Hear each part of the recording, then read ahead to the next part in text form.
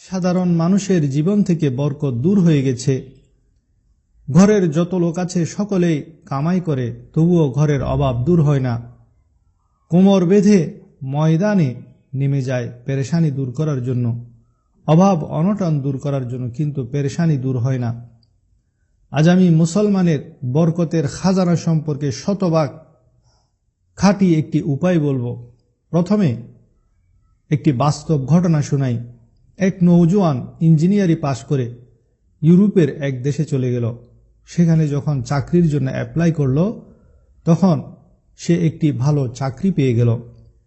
যেখানে তার চাকরি হলো, সে কোম্পানিতে এক খ্রিস্টান মেয়েও চাকরি করত। মেয়েটি হুরপরীর মতো সুন্দরী ছিল।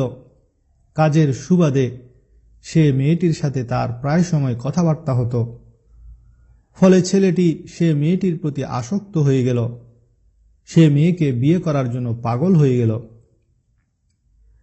সে যখন মেয়েটির বাবা মায়ের কাছে বিয়ের প্রস্তাব নিয়ে গেল, তারা সে প্রস্তাব নাকচ করে দিল।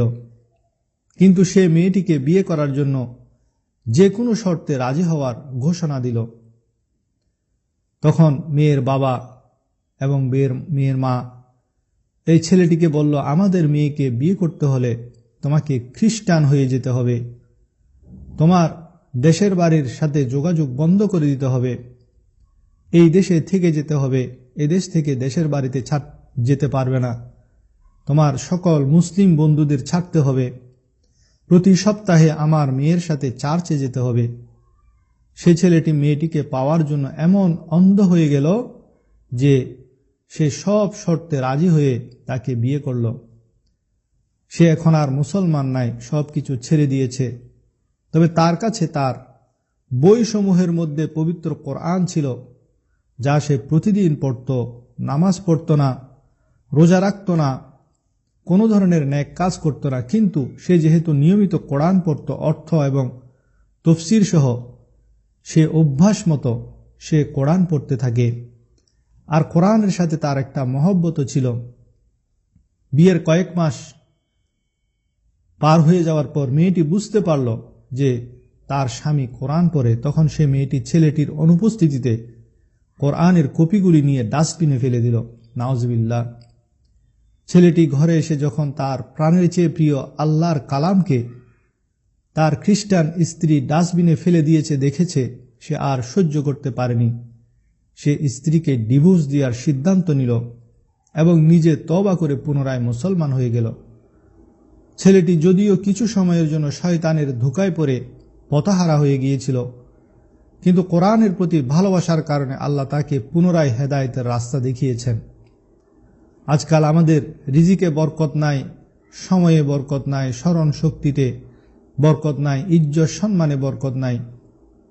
এই বেবরকতির আসল কারণ হলো কোরআন মজিদ।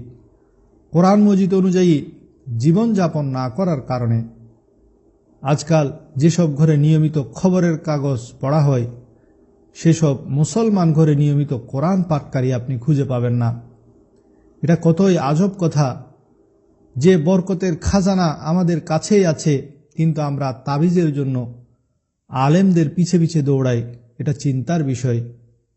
কোরআন মজিদে আল্লাহ তাআলা এই কোরআন মজিদকে পাঠিয়েছেনই এই জন্য যে আমরা যাতে এর দ্বারা জিন্দেগিকে বরকতময় বানাতে পারি।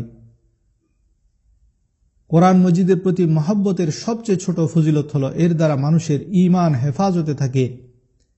কোরআন মজিদের প্রতি মহব্বতের কারণে আল্লাহ সে ইঞ্জিনিয়ার ছেলেটির ঈমানকে হেফাজত করে দিয়েছেন।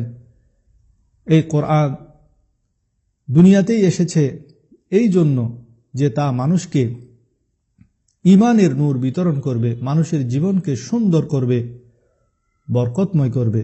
তাই প্রত্যেক মুসলমান মাত্রেরই উচিত এই কোরআনের সাথে সম্পর্ক জুড়ে রাখা, নিয়মিত কোরআন তেলাওয়াত করা, কোরআন শিক্ষা করা, সন্তানদেরও কোরআনের শিক্ষায় শিক্ষিত করা।